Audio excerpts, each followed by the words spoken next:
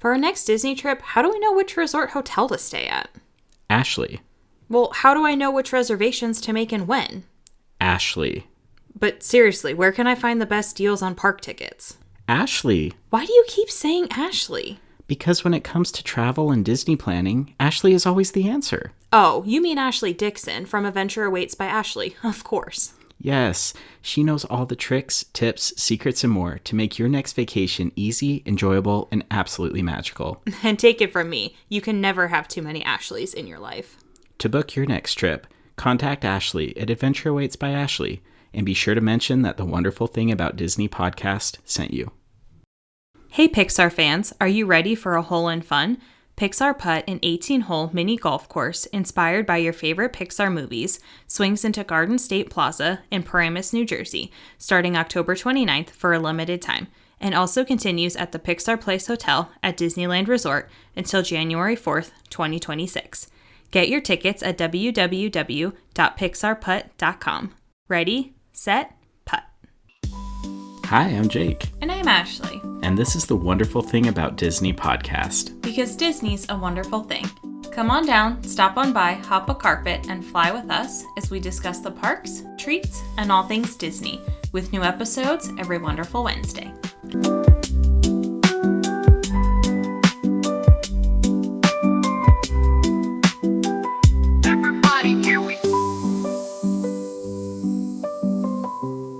Hey everybody, happy wonderful Wednesday. Welcome back to the podcast. We're so glad you're here. Yeah, we're back with another episode. We are, and we actually did a little teaser for this episode earlier in the week because we asked you to be a part of it. Yeah, and I think we kind of got this episode idea from our Disney by the Numbers episode because that one was so well received. Everybody loved the trivia behind it. So this one's kind of similar. Yeah, we put a little bit of a different twist on it because, again, we asked you on Instagram to give us some random Disney things to talk about that you would like to learn something interesting about. So it could be characters, it could be hotels, it could be food, just really anything Disney related. Yeah. And the challenge for us was to take those that we drew at random, do some research about it, and try and find some sort of interesting fact or tidbit that we could share with you on this episode. And they were random things. They were random things. Some of them I wasn't really overly stoked about, but here we are. Yeah. But again, it's great. I learned a lot of new things, and we're excited to share it with you as well. So let's get started. Yeah, so you have 12 and I have 12. Correct. So yeah, why don't you go first? Okay. My first random Disney thing was Disney Channel original movies. Ooh, I felt like this one was going to be kind of tricky in some ways. Yeah, I wasn't really sure where to take it. Sure. So this was a random thing that I found. So did you know that the highest rated Disney Channel original movie premiere was High School Musical 2? Really? So it set a record of 17.2 million viewers. 17 million? 17.2 million viewers. Holy cow. Yep. So when Disney Channel original movies first premiered, they actually premiered in 1983, which was crazy. I didn't think they were that long ago. Right. But back then they were called Disney Channel Premiere Films. Okay. And then in 1997, they changed the name to Disney Channel Original Movies. And then in 2023, the name changed again to Disney Original Movies. Amazing. Yeah. Yeah, that's really good. I mean, I guess I just didn't really think about it, but High School Musical was like insanely popular, so it kind of makes sense that the sequel would be like really popular as well. But I honestly don't remember much about High School Musical 2. Was it good? Yeah, it was good. Okay. I mean, I personally don't think the sequel was as good as the original, but are any sequels better than the original? Yes, The Empire Strikes Back. Okay, well. Speaking of Star Wars, my first Disney thing to research was actually Chewbacca. Okay, yeah. And I know he's your favorite character, so that was really cool. But did you know that Chewbacca was actually inspired by George Lucas's dog? And the dog's name was Indiana. You know, like Indiana Jones. But Indiana was an Alaskan Malamute that Lucas considered to be his co-pilot. And so that's where it came from. And then the actual name Chewbacca is derived from the Russian word for dog, Sobaka. So he's over 200 years old, he actually had a wife named Malatobuk and a son named Lumpawaru, a.k.a. Lumpy, and a father named Achitikuk. Oh my gosh, I just butchered this. Star Wars fans are going to murder me for this. But anyway, his nickname was Itchy. Okay. So there you go. Not just the backstory to Chewbacca, but also some genealogy as well. I love that. Sorry, Atichikuk. My bad. If you're a Star Wars fan out there and you know how to pronounce that, let us know. Yeah. Atichikuk? I don't know. Stop. Move on. Okay. Just stop. Itchy. Itchy. Yeah. My second item was Blue Bayou. Okay. Which we have a love-hate relationship with. I know. I love it. I do, but they changed the food recently with the gluten allergy, so not a fan, which was hilarious that I got Blue Bayou. I know. Let it out. Let out that angst. But, okay. Did you know that Blue Bayou was the first reservation-based restaurant in Disneyland? Really? So it opened in 1967 due to the lack of fine dining options in the park. Okay. And before Walt died, he got to do a trial run of the restaurant. Oh, that's cool. So it was originally supposed to feature live entertainment, but Walt didn't like that because he wanted the food to be the main show, like the Shining thing. Okay. But did you also know that there's a Blue Bayou in Tokyo Disneyland? What? I did not know that. I did not know that either. I was like, wait, what? And it's literally the same thing. Like, it looks over the Pirates of the Caribbean ride. I mean, that makes sense, though, because I remember hearing that when Japan wanted to build Tokyo Disneyland, they wanted it to be identical to Disneyland. Yeah. So that's really cool. Yeah. I was like, well, one day when we get to Tokyo, I know, we'll have to eat at Blue Bayou. And someday we will get a table at the water's edge. That is still a goal of mine. Bucket list. It'll happen. All right.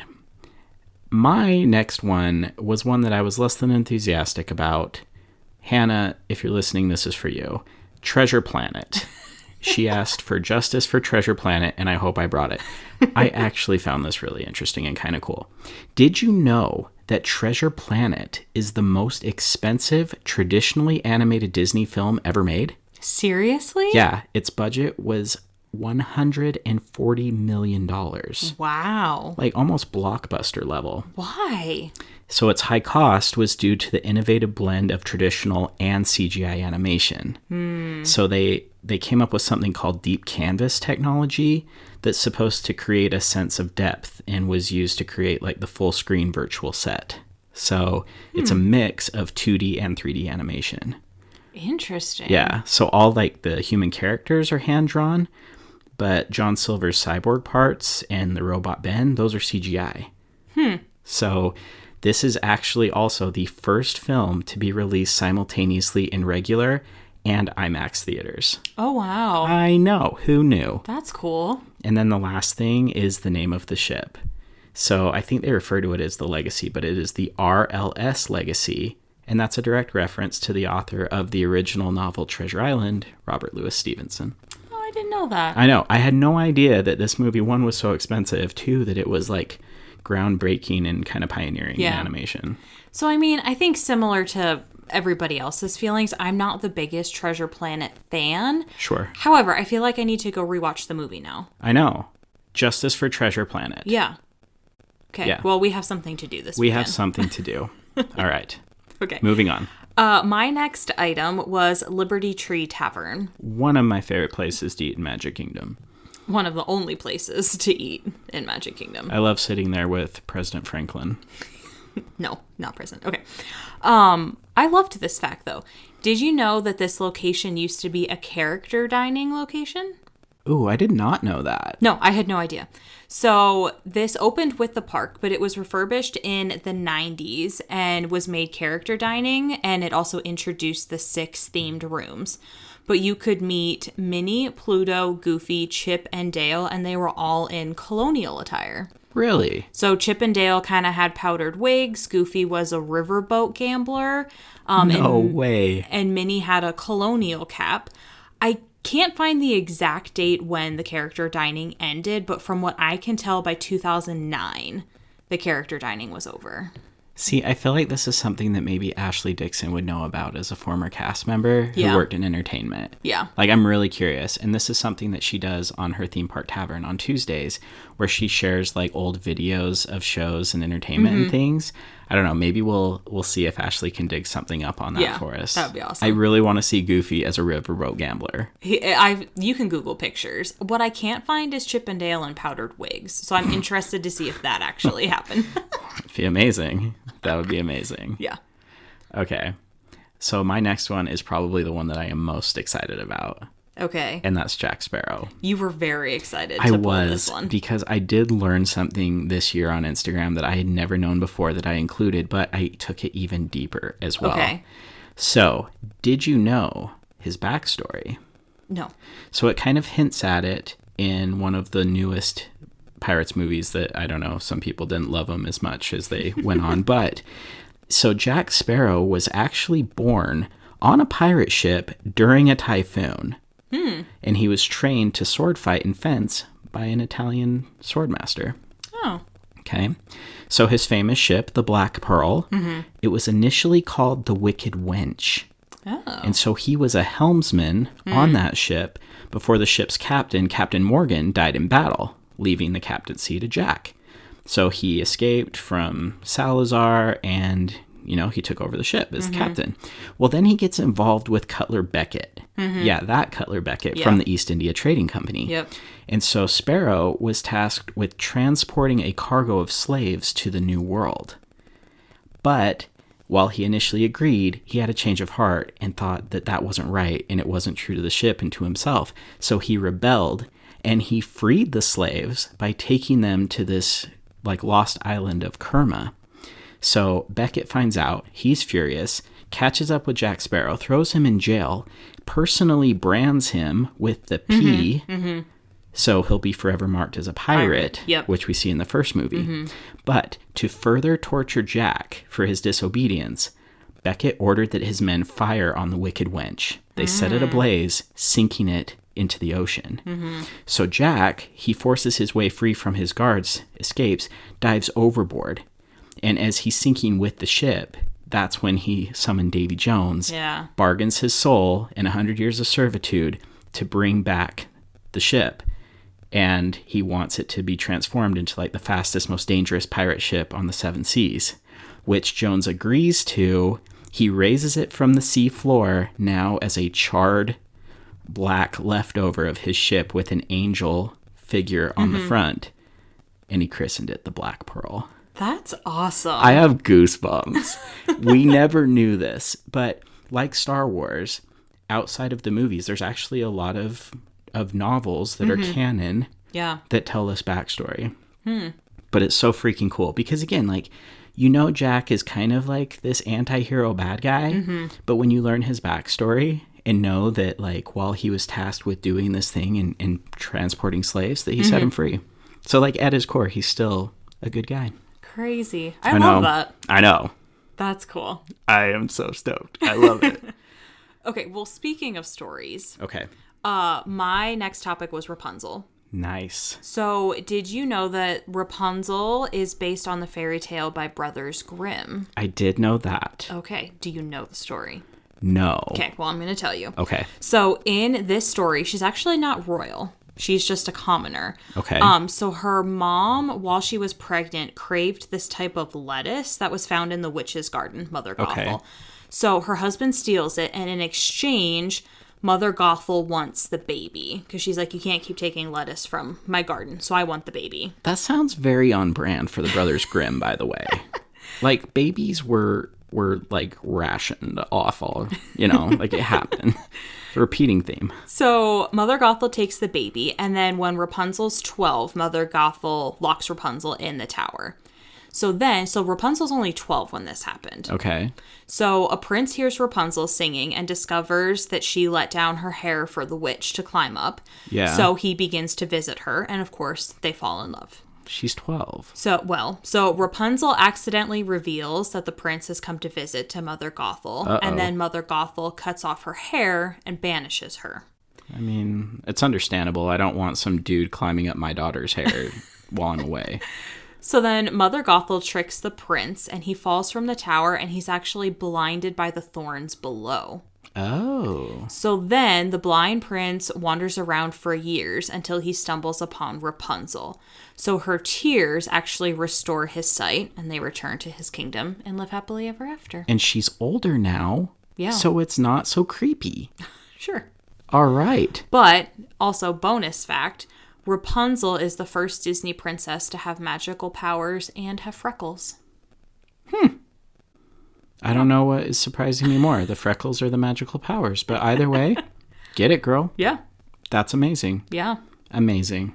Yeah. So there's Rapunzel. Okay. Well, there you go.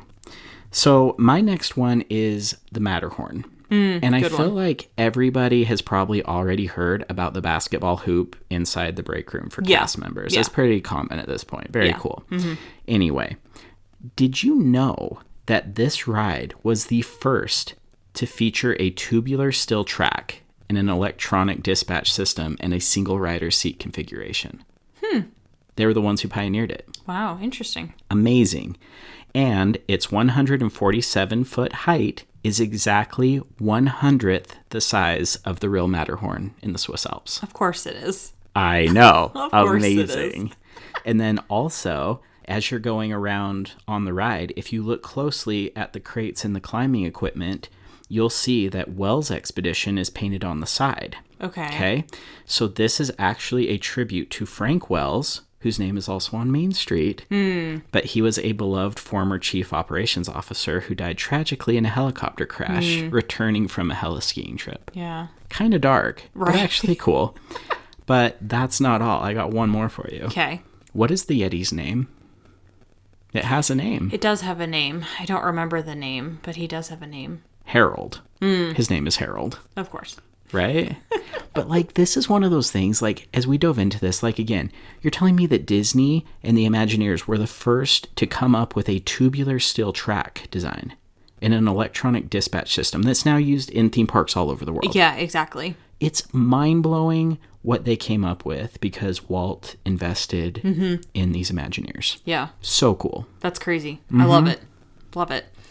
Okay, my next topic was the Disney Wish.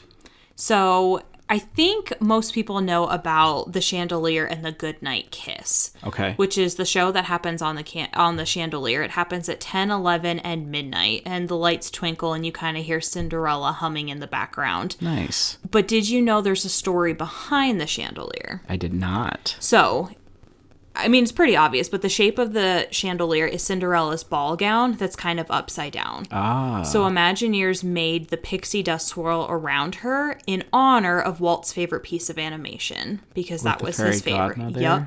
Cool. And then around the chandelier, there are 4 stars.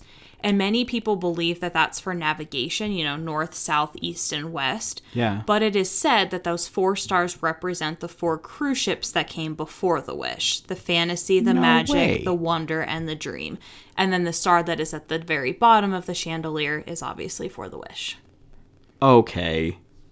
I mean, we know that Disney's known for their Easter eggs and, like, the little symbolisms, but that is cool. Yeah. That is really cool. Yeah, I loved that. That's amazing. I'm itching to go on another cruise now. Like, I want to go on the Wish. Yes! It happened. It happened, did. people. It did. It happened.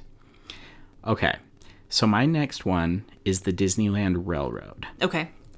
Did you know that the trains in the Disneyland Railroad are powered by recycled cooking oil from the park's kitchens? I actually did know that. Which is really cool. But one of the main reasons why is to keep the smell down from burning coal or other fuels. That makes sense, yeah. Isn't that cool? And that's why, if you notice, you don't smell the trains. Yeah, no, you don't. Amazing.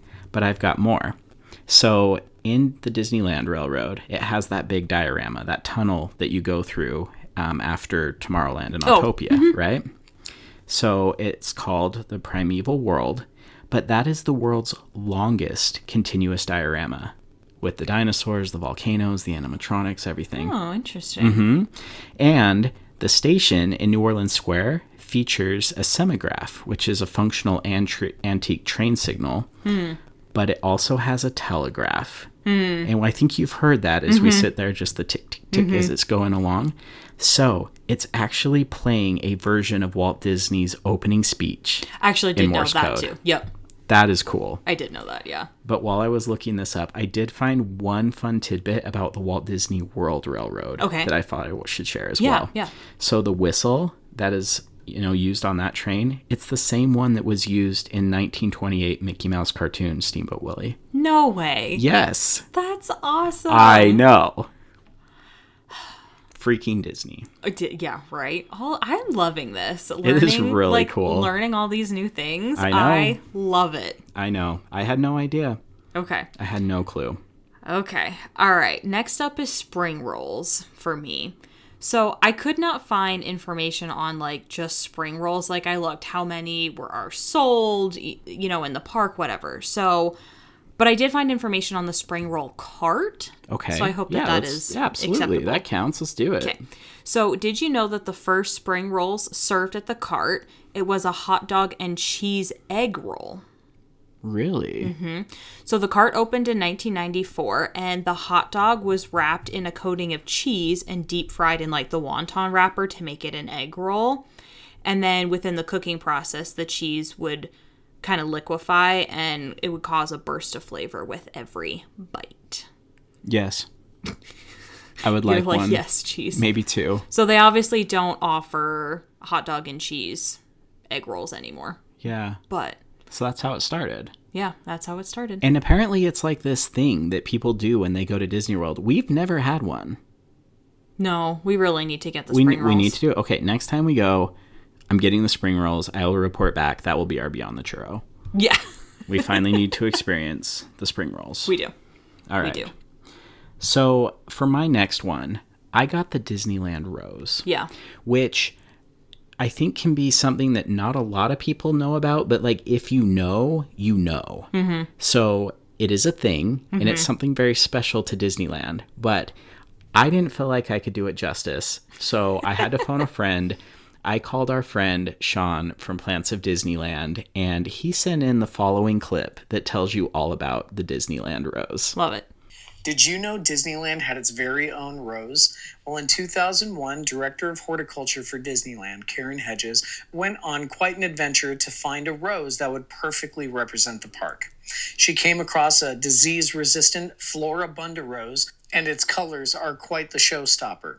If you'd like to see the Disneyland Rose, you could find them at the gates of Disneyland, around New Orleans Square at Disneyland, and around Carthay Circle in California Adventure. That's amazing. Yeah. Okay, so one other thing. This lady's name is Karen Hedges. Yeah, right. It's kind of like your favorite weatherman whose last name is Stormy Weathers or something like that, But that's cool. But when Sean told me about this, and I learned this from his Instagram account, which is a must follow, by the way. Mm-hmm. I actually started noticing them, and their color is very unique, and it is beautiful. Mm-hmm. And Sean has even gotten permission to take cuttings from the plant in Disneyland, and he grew his own at his home, and they bloomed and blossomed this year. They're gorgeous. But one other thing that I have learned as we have gone to Disneyland, especially to visit our friend Megan and other things around the park, there are florist shops that sell Disneyland roses outside of the park. I know. In Anaheim. We really need to get one. I would think it would be amazing to try. So thank you, Sean, for helping me out with that one. But again, it is a thing, you guys. And when you go to Disneyland, keep your eyes open for the Disneyland Rose. It is beautiful and one of a kind. Yeah. Love it. Yeah. Love it. Okay, so next up I have Fort Wilderness. So did you know Fort Wilderness was home to Disney's first water park? Wait, what? Yeah. No, wait. I think I did know this. I think I heard this once on the Disneyverse podcast. Yeah. Okay, so it was called Disney's River Country. So it was themed as a rustic, old-fashioned swimming hole. Yes, so okay. So it had 7 pools, 5 water slides, and 2 children's areas. And then it opened in June of 1976, and it closed November of 2001. Oh, interesting. Yeah. And this is actually considered the first Disney park to close permanently. Wow. Yeah. I mean, it sounded cool. Yeah. Wow. Mm-hmm. That's crazy. Yeah. I actually didn't know that. I was like, huh. I see, and I'd heard a rumor about that. on the Disneyverse, but I think they do an episode about it. But yeah, we should check it out. we should. Yeah. That it's the first park to permanently close. Mm-hmm. How about that? That's wild. All right, moving on. My next one is Country Bear Jamboree. Oh, Country Bear Jamboree. I have to say that this one kind of blew me away. I had no idea the backstory behind it. Okay. So, did you know that Country Bear Jamboree is considered one of Walt's final projects, with him personally overseeing its development before his death in 1966? Oh, wow. This attraction was actually conceptualized for a never-built Disney ski resort in Mineral King, California. So the plans for Mineral King fell through, but the show debuted as a signature opening day attraction at Walt Disney World's Magic Kingdom on October 1st, 1971. I feel like Country Bear Jamboree is one of those, you either love it or you hate it. Yeah, but like we were there the night, just a sheer coincidence, we were there in Magic Kingdom the night that it closed. Before it was refurbished to the new show. Yeah, and people were lined up like hours in line. I know. It was crazy. I don't understand. Yeah, but that show was so popular, even when it opened, that it led to the creation of a new land at Disneyland. Do you want to guess what land it is? Has a different name now. But initially, this land was called Bear Country. That later became Critter Country. Yeah. Well, there you go. All thanks to those crazy country bears. They are crazy. Yep. Big Al. Liver lips. Oh, yeah. Okay. You gotta love it. Do you? Wow. Okay. Festival of the Arts. Farts? Oh my God, no. That's what it's called. People call it farts. But I don't know why. Well, because you take festival with the F and... Oh, I'm sorry. I got it. I'm saying I don't know why people call it farts. Because it's funny to say farts. It is not. Okay, anyway. This is my favorite Epcot festival, so I was actually really excited to get this one. Yeah. I really couldn't find a ton of interesting facts about it, though. Okay. But what I did find, so did you know that this was actually the last festival to be established in Epcot? So it's the newest festival then. Yeah, technically. Okay. Yep. Uh-huh. So it debuted in 2017, and on its first year, it was only held on the weekends, Friday through Mondays, and it was made to fill the gap between Festival of the Holidays and the Flower and Garden Festival. Oh, nice. Because this time it had low wait times, no crowds, and they needed people back into the parks, into Epcot. So, Stop. Yep, so it debuted with only 8 food booths, and I think in 2025, if I counted right, they had 15 booths. Holy cow, so it's doubled in Yep, size. from 2017 to now. Yep, Wow. it's almost doubled in size. And you guys, like, no lie, this is our favorite festival in Epcot to go to because there is so much to see. And again, like, be warned, if you go, even if you're not like an artsy person and you start looking at the art booths, like, it's really hard to not walk away with multiple pieces of art because it's taking these beloved characters and themes that we love so much and just putting them in a different light, like a different lens that you haven't seen before. And there are some incredible artists out there. Yep. Yeah. So many great things. Yep, they do chalk art now, which I love the chalk art. Oh, it is so, so cool. We're so excited to go back again. But it's amazing. Yeah. That is really cool. Yeah. So interesting. So it filled the gap. And again, it's now become the favorite for many people, not just us. Okay. So my next one, I actually got Spider-Man, which everyone knows I love Marvel. Yeah. Yeah. So Spider-Man, if you think of like all of the superhero comic book heroes that have ever been created, I mean, he's easily top 3, maybe top 1 or 2 is most popular. Yeah. With Superman and Batman. Yeah. Okay? Yeah. So I think people know a lot about Spider-Man. And I'm sure there's a lot of like other little tidbits you could find. But this one, I actually went a little bit of a different direction because I found this super, super interesting. So did you know that Marvel characters are not used in Walt Disney World theme parks east of the Mississippi due to an old licensing deal with Universal Studios? Oh. Okay. That makes sense, yeah. Yeah, so Universal has the exclusive theme park rights to most, keyword most, Marvel characters in that region. So Disney, they can only use the characters whose families were not part of that original deal or were popular after the contract was signed, like Guardians of the Galaxy. I was just going to say, yeah, that's why Epcot has Guardians. Yeah. Yep, that's why they have the ride there. But no other characters like Spider-Man. So this was back in the 90s before being acquired by Disney. Marvel sold theme park rights of its characters to Universal, and the deal was divided by the Mississippi River, giving Universal exclusive access to the characters on the east of the river and Disney exclusive access to characters on the west of the river. So Universal even has exclusive right to use the name Marvel in its theme park marketing. So Disney can't do that. Interesting. But what they can do is use characters in other ways, like merchandise at Disney Springs. So in case you didn't notice, the store at Disney Springs is called Superhero Headquarters. Stop it. Instead of Marvel. Wow. So that way they don't violate the theme park restrictions. That is insane. Right? Who knew? Not me. So all you East Coasters out there who wonder why you don't have Avengers Campus, that's why. Yeah. That's why. So you have to come to DCA to experience it. Wow. All right. Now, there are some minor workarounds with like food and drink type things. Yeah, so you can see sippers or other things that have some minor Marvel characters. But again, it's maybe Captain America's shield or something more subtle. But that's why. That's cool. That's cool. The more you know. The more you know.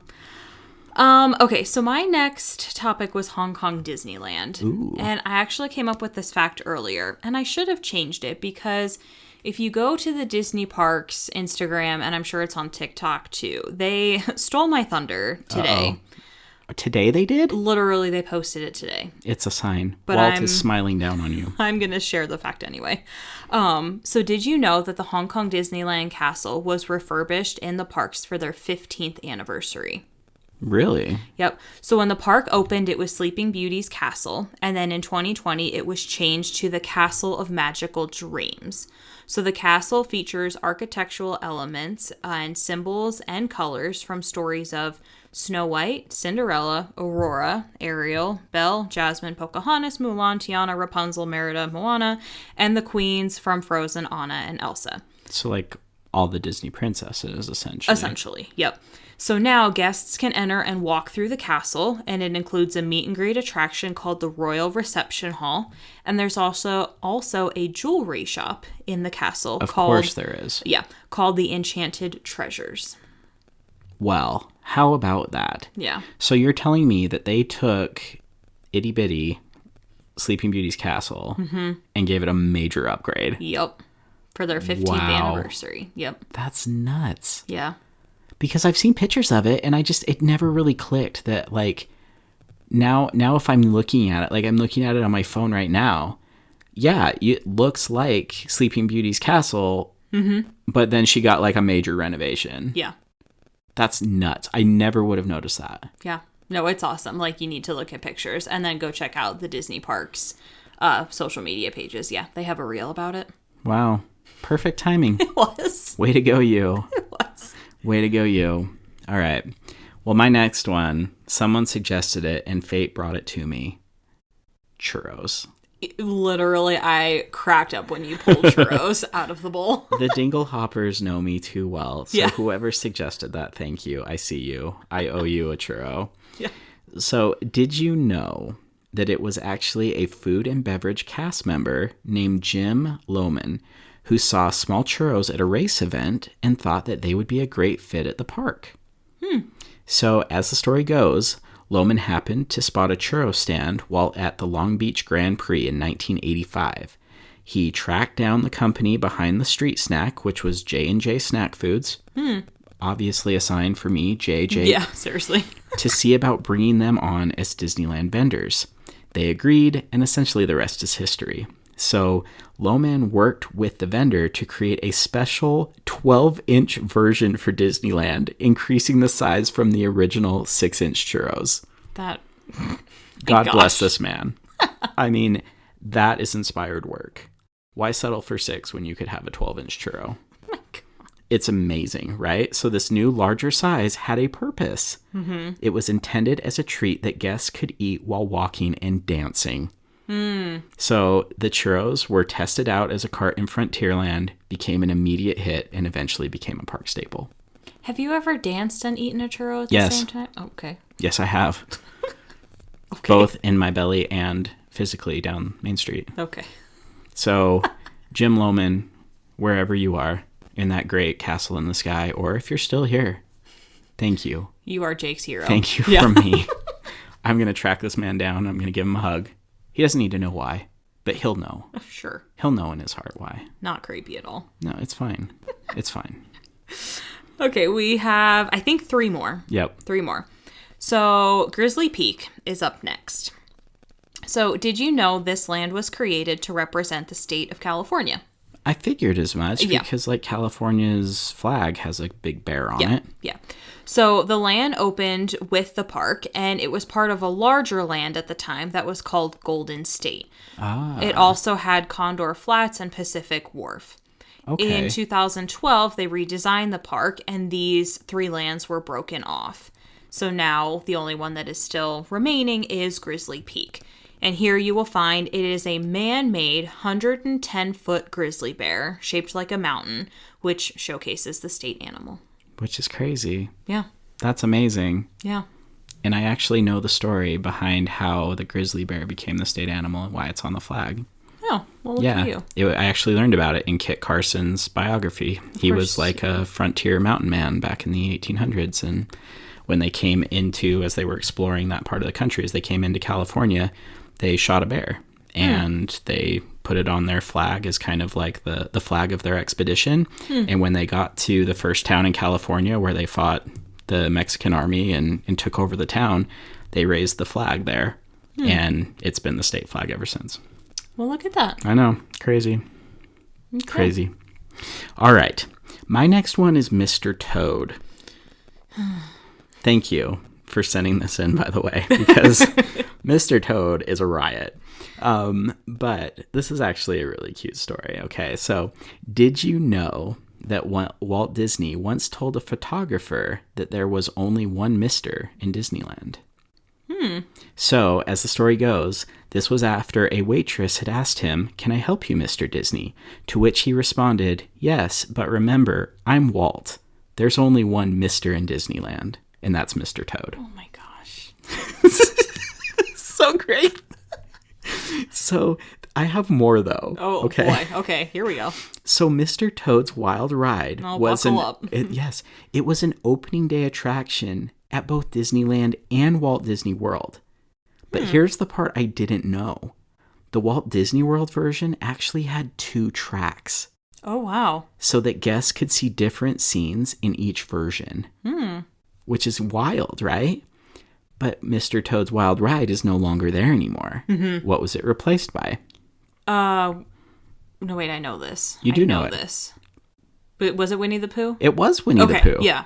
Okay, so here's the thing, though. Think a second. Yeah, even though it's now closed in Magic Kingdom and it closed in 1998, the legacy lives on. Because Mr. Toad appears in The Many Adventures of Winnie the Pooh, and he's in a painting where he hands a deed to Owl. No, he's not. I'm serious, he is. And there is another painting that shows Pooh Bear with Molly, Mr. Toad's faithful sidekick. So we have to ride the ride and we have to find them. I was speechless for a moment. I was really trying to think of like these pictures. I'm going to Google it after this. Yeah, it's a real thing. And now this one we have known, but there is even one more place in Magic Kingdom where you can find Mr. Toad. Wait, I know this? You do. You should. It is a statue of Mr. Toad himself, and it can be found in the Pet Cemetery area at the Haunted Mansion. I did know that. Yeah.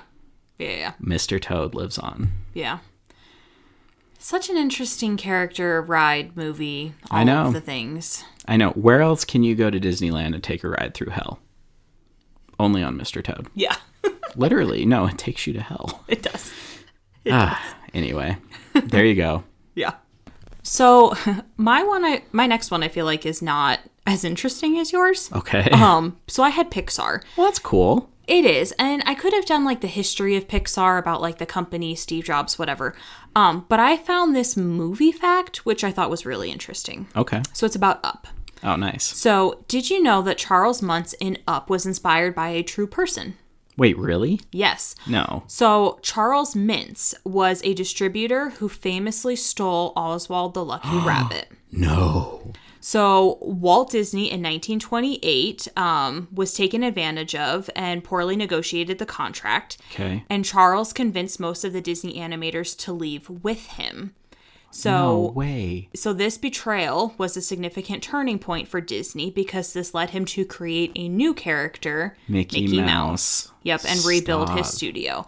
So I guess as they're I mean, honoring him, I don't know. What a clapback, though. Be like, yeah, guess what? We made you a Disney villain. Yep, That's amazing. right, I had no idea. right. That is great. Yeah. That's great stuff. Yeah. So there you How go. about that? Pixar? Okay. Well, my next one is Kilimanjaro Safaris. And this is one of our favorite rides, especially in Animal Kingdom. It's one that we always do. But did you know that Kilimanjaro Safaris is larger than the entire Magic Kingdom park? I mean, I can see that. Yeah. Yeah, so Yeah. Kilimanjaro Safaris covers 110 acres for its attraction, and it's so big that it can fit all 107 acres of Magic Kingdom inside it. I have found out a little bit more as well. Okay. All those rock formations and stuff where Yeah. you see like the elephants or the lions hanging out and stuff, they're all air conditioned.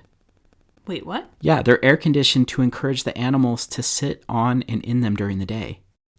Huh. Yeah. That's, yeah. Smart, right? Because it kind of keeps the animals in a same spot Yeah. regularly. No, there's more. Did you know that the animals on the safari, they're not on the attraction overnight? I mean, I kind of figured. I didn't, but they're actually trained to return to a barn behind the scenes for the rest of the evening for veterinary care and enrichment each night. Yeah, I mean, they do the same at Animal Kingdom Lodge. They take all the animals back, which is why I kind of assumed they would do the same thing. I guess I just didn't even think about it. And then one thing that you can do from your phones right now is if you go look at Kilimanjaro Safaris, there is a hidden Mickey on Kilimanjaro Safari. I know that one, actually. Where is it? In the flamingo In the pool? flamingo pond. Yeah. So the flamingo pond is shaped like Mickey's head, and it has a little island in the middle. I did know that. I feel very proud of myself. Good for you. You got it. That's awesome. Yeah. All right, last one for each of us. My last one Yes. was Test Track. Ooh, that's Yeah. one of your favorite rides. It is, Okay. which is why I was happy to get this one. So, did you know when Test Track first opened, it was delayed almost 2 years? Really? So, it was scheduled to open in May of 1997. Okay. It had a soft opening December of 1998, Oh. but it didn't officially open until 1999 because it had numerous problems.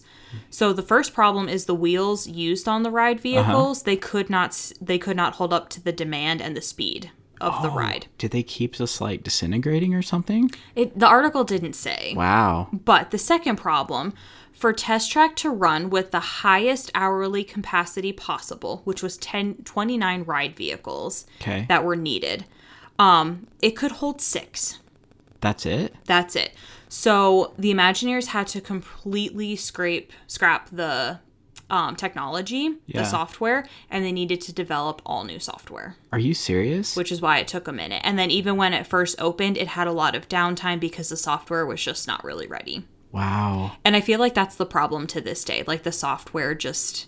I mean, we have Test Track 3.0 now. Well, but even to do that one, they had to put in like a whole new power Exactly. source, like a power grid Exactly. just for this one ride. Yep. But That's yeah, nuts. knowing that it had to hold 29 ride vehicles and the software technology that they had would hold 6.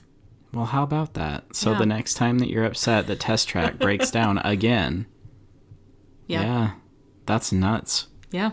Okay. Well, my last one is the movie Zootopia. Okay. So, I had to dig a little bit to find this, but when I did, it was pretty interesting. So, did you know that the animators meticulously researched and recreated realistic textures of animal fur by studying real hair at a microscopic level? So they did it by species, observing both animal skins and live animals. But Nick Wilde alone is made up of 2 million strands of hair. Wow. that they animated and created digitally. Wow. Yeah. So making these animals have human-like qualities while still maintaining like natural animal mannerisms and movements, that was tough. But the hardest animal of all for them to like adapt and animate, Flash the Sloth. Oh, I could imagine. Right? Yeah. And speaking of Flash, they had an initial stand-in voice actor to like read his lines and everything. He was so good that they kept him through the entire movie. That's awesome. That's how they found the voice of Flash. That is so cool. I know. Who knew? I love it. Who knew? The more you know. That's it, guys. Like, that's what we have. Thank you to all of you who submitted these ideas for us. We hope that you guys enjoyed it and learned something. I know I did. I have a greater appreciation for so many things. Yeah. I would love to do this episode again, too. Yeah, I think so. I think this is one that we have to run back in season 3. But you guys let us know. Yeah. If you liked it, comment on it, DM us, let us know. And again, we'll run this back again so that you guys can contribute some more random Disney things. And we will go to work and see what we can find out about it. Yeah. That's it for this week's episode. Don't forget to rate our show on Apple or Spotify or wherever you listen to podcasts. Subscribe to support our show on Patreon. Check out our t-shirt shop, Shop Threads of Imagination. And until next wonderful Wednesday, TTFN.